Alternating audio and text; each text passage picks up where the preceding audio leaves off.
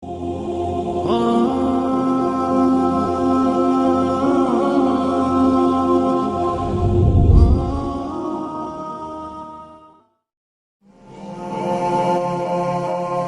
مشکات الانوار یک قصه میارد که دوره های پیغمبری خدا بود و حضرت عمر رضی الله عنه به نزد حبیب خدا حضرت محمد مصطفی صلی الله علیه و سلم در آمد، در حالتی که حضرت عمر بی نهایت گریان بود. حبیب خدا از او پرسید: ما یبکیک یا عمر؟ ای عمر، ای وزیر من، چرا تو گریان هستی؟ سبب گریه تو چیست؟ گفتند: ای پیغمبری خدا، بیرون دروازه یک جوان هست، چنان گریه دارد که گریه او مرا در گریه آورد. حبیب خدا گفتند: بگذار اون جوان در آید. وقتی این جوان نزد حبیب خدا در آمد، حبیب خدا چگونه یک کودک خودش را در بغل مادرش حواله میکند، میپرتاید، این جوان میگوید خودش در دامن حبیب خدا پرتافت، در حالتی که خیلی گریان بود. حبیب خدا از او اولین سؤالی که کردن چی گفت؟ ااشرکت بالله؟ گفت: جوان چرا گریه میکنی؟ گفت: گناهی خیلی بزرگی را انجام دادم، خیلی گناهی کلان کردم. گفت: ااشرکت بالله؟ آیا با پروردگار شریک آوردی؟ اولین سؤالی که بود از پیغمبر خدا به این جوان این بود: ااشرکت بالله شیئا؟ با پروردگارت آیا شریک آوردی؟ زیرا حبیب خدا میدانست ان الله لا یغفر ان یشرک به و یغفر ما دون ذلک لمن یشاء. پیغمبر خدا میدانست که خداوند در قرآن گفته است: من کسی را که در ذات من شریک می آرد اصلا نمی بخشم، بغیر شرک هر گناهی که میکند پروردگار او را می بخشد. خداوند شرک به خدا را نمی بخشد. انه من یشرک بالله فقد حرم الله علیه الجنه و مأواه النار. خداوند میگوید کسی که شرکی به سوی من می آرد، به تحقیق حرام گردانیدم جنت را بر او و برای این انسان مشرک با شیشگاه در آتش دوزخ تیار کردم. اذ قال لقمان لابنه یا بنی لا تشرک بالله ان الشرک لظلم عظیم. حضرت لقمان می آید وقتی فرزندش موعظه داشت، گفت: ای فرزند من، به پروردگارت شریک نیار و پروردگارت شرک نورز که از شرک دیده گناهی وزنی وجود ندارد.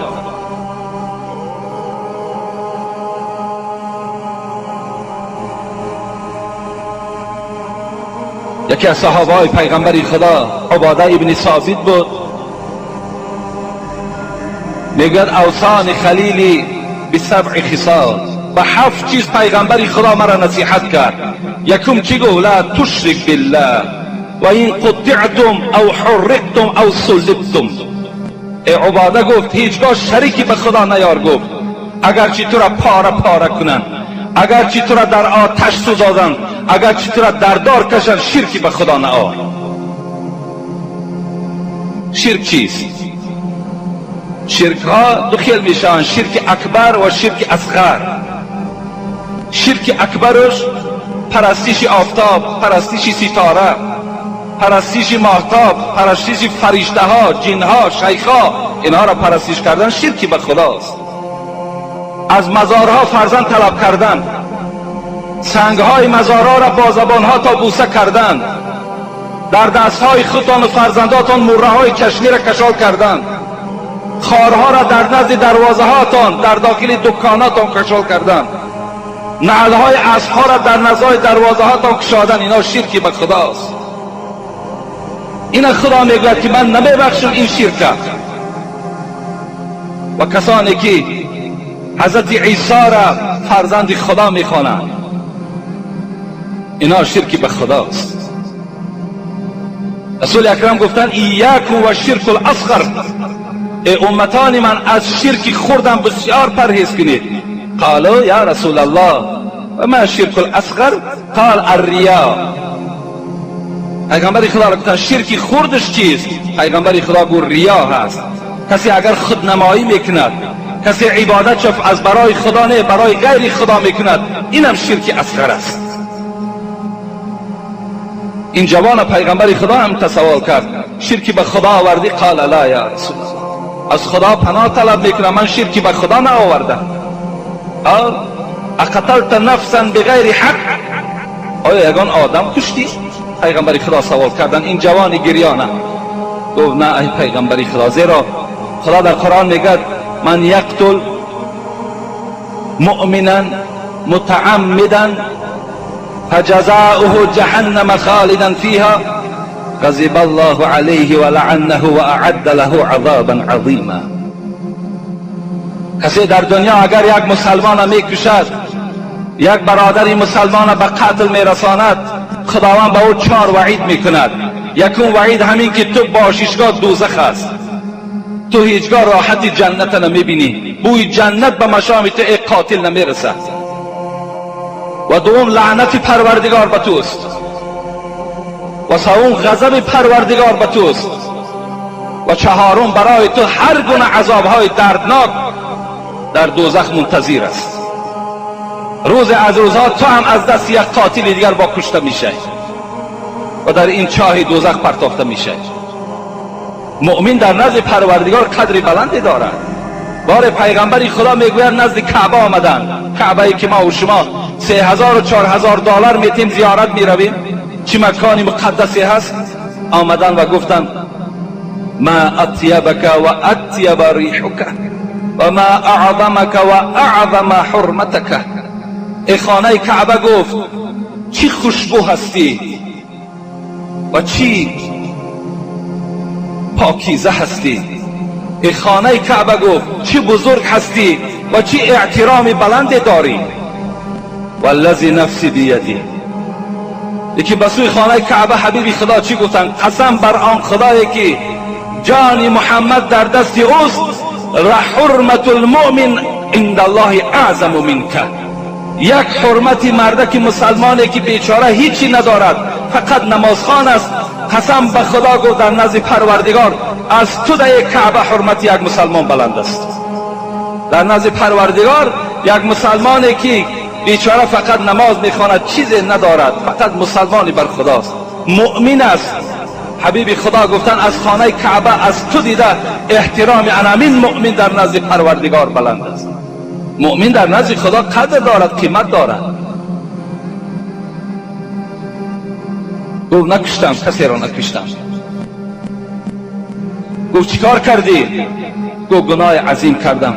گفت کرسی پروردگار کلان است یا گناه تو؟ گفت گناه من کلان است ای پیغمبر خدا.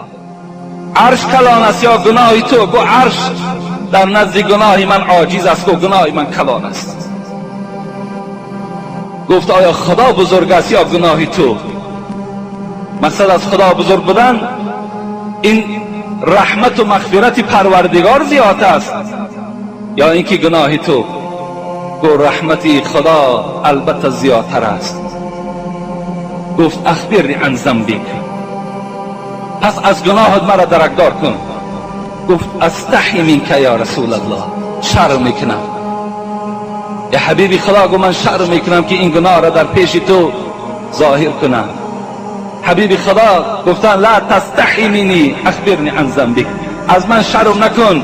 وقتی گناه کردی از خدا و حبیبی او شرم نکردی، الحال شرم میکنی؟ خبر ده. گفت چی گناه کردی؟ این بنده خدا، این بنده گناهگار. و حبیبی خدا گفت 7 سال شد من کسب نباشی دارم، در قبرستان مرده نو آوردن شب میکنم قبر کفن او را میگیرم و مرده را عریان در گلستان درم گورستان میپرتایم. 7 سال شد که در این گناه من مبتلا هستم. لیکن دیروز یک زن از زنهای مدینه را آوردند. من او را وقتی که بیرون کردم و کفن او را وقتی که از بدن این زن جدا کردم، بدن زیبای او و پاکیزه او، در دل من شیطان وسواس پیدا کرد که اینو تجاوز کن.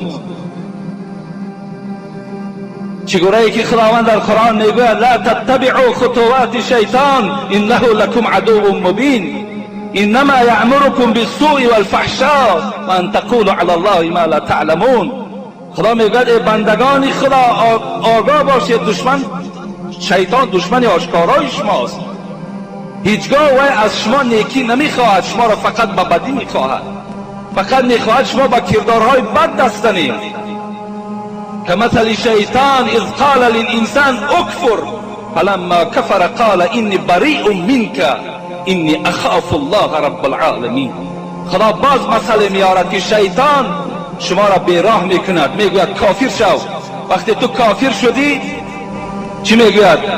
اینی بریء منک، ای عرق نوش، ای زناکار، ای بدبخت، ای بینماز، من از تو بیزار هستم، من از خدا میترسم. تو را کافر میکند و خودش میگوید من از خدا میترسم. شیطان میگوید مرا وسواس کرد، من بالای این دختر افتیدم و او را تجاوز کردم. حبیب خدا چنان یک خشمناک شدند، چنان یک ابر سیاه پیش چشم حبیب خدا را فرا گرفت و گفت با سرعت از نزد من بیرون شو. گفت حبیب خدا وقتی این خطاب به این جوان کرد، این جوان در حال ناامید شد و به سوی صحرا رفت. وی از صدق توبه کرده بود، وی پشیمان اصلی شده بود. وقتی که وی به صحرا رفت 7 روز صاحب کتاب میگوید نه طعام میخورد، نه شراب مینوشید، نه خواب کرد. روز 7م میگوید بیچاره خود سر در زمین گذاشت و چی گفت؟ انا عبدک المذنب المخطی. ای پروردگار، گفت نزد درگاه حبیبت رفتم، حبیبت مرا راند، از همه درها امید من کنده شد، همه درها بالای من بسته شد، یگانه دری رحمت دری توست. ای خدای مهربان، همون بنده گناهکار، همون بنده خطاکار، همون بنده روسیا من هستم. خدای مهربان دست ما برداشتم با امید آن که از آسمان آتش فریست تا که من بنده گناهکار خاکستر گرداند، تا که من از عذاب دوزخی تو پناه. این سخن گفتگی در عرش پروردگار میگوید در جنبش آمد، رحمت پروردگار جوشید. در حال جبرائیل روان کرد، گو را گو بر حبیب من بگو. اولا پروردگار به او سلام میگوید و بعد بگو که با این یک گناهی که این بنده نزد او آمد خواست که از پروردگارش شما مغفرت طلب کنید. این بنده مرا راندی، اگر روز قیامت امتان او چنان گناهایی دارد که از کوه بلند هستند، اونها را چگونه رفتار بکرده باشد؟ این ارسلناک رحمت للعالمین. و حبیب من بگو که این محمد من رحمت برای عالمیان فرستادم، باید برای مؤمنها رحیم و برای گناهکارها باید شفیع باشد. حبیب خدا را وقتی این سخنها را از جبرائیل به حبیب خدا گفت، در حال یک نفر روان کرد که رفته از صحرا گوید بیاید بشارتی به مغفرت گناه دهیدش. وقتی رفته گفتن و این جوان میگوید همراه این شخصی روان کرده به نزد حبیب خدا آمد که میگوید نماز شام بود. حبیب خدا در نماز بودند. وقتی حبیب خدا میگوید سوره فاتحه را خواند. این جوان میگه در همون صف ایستادگی بود. دوم آیتی که سر کرد در این آیت آمد. در کدام آیت؟ یا ایها الذین آمنوا توبوا الی الله توبة نصوحا عسى ربكم ان يكفر عنكم سيئاتكم ويدخلكم جنات تجري من تحتها الانهار. این آیت خوان حبیبی خدا. این آیت چی معنا دارد؟ معنای این آیت همین است که کسانی که ایمان بر خدا دارید و سوی پروردگارتان توبه کنید، خدای مهربان همه گناههای شما را مغفرت میکند و بعد مغفرت شما را وارد جنت میگرداند.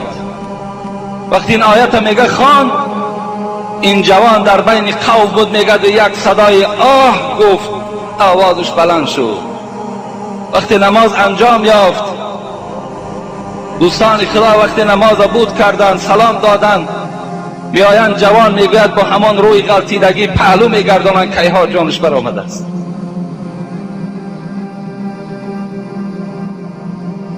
این گونه بنده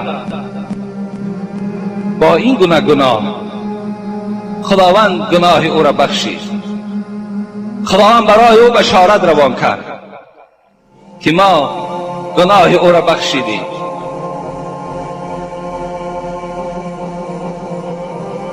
و آخر دعوانا ان الحمد لله رب العالمین.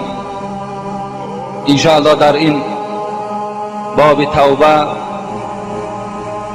یک جمعه دیگر خدا خواسته باشد با شما صحبت میکنیم، زیرا بسیاری از حدیث های پیغمبر خدا ناگفته ماند. فقط و فقط ما و شما فراموش نکنیم که هر روز باید که ما و شما به سوی پروردگارمان توبه کننده باشیم، زیرا چگونه که در خطبه حدیثی که خواندیم از پیغمبر خدا، کل بنی آدم خطاؤون و خیر الخطائین التوابون، این حدیث ترمذی هست. پیغمبر خدا گفت همه فرزند آدم خطاکار است، اگرچند کوشش میکند لکن از سهو و قصور، از سهو و کمبودی ها هیچ وقت خالی نمیماند بنده مؤمن. همه وقت البته انسان بی خطا و بی سهو نیست. از این خاطر حضرت گفتند بهترین خطا کننده ها همان کسانی هستند که توبه کننده به سوی پروردگار هستند. برای من هر روز ما و شما باید توبه به سوی پروردگار کنیم با این کلمات هایی که استغفر الله و اتوب الیه. طلب مغفرت میکنیم به سوی تو ای پروردگار و توبه میکنیم به سوی تو از جمیع آن گناه ها و سهو هایی که از ما بندگان تو سر میزنند. این کلمات همچون تسبیح باید که در زبان هر کدام ما و شما باید که وجود داشته باشد. فقط و فقط به سوی پروردگار ما توبه کنیم تا که خداوند ما و شما را گناه ها ما مغفرت بگرداند. خدای مهربان عاقبت همه ما بندگانت را به خیر بگردانی و خدای مهربان همه ما بندگانت را توبه کننده بگردانی و در دل آن بندگانی که امروز در فسق و عصیان گرفتار هستند، خدایا این لذت توبه را در دل آنها هم جایگیر بگردانی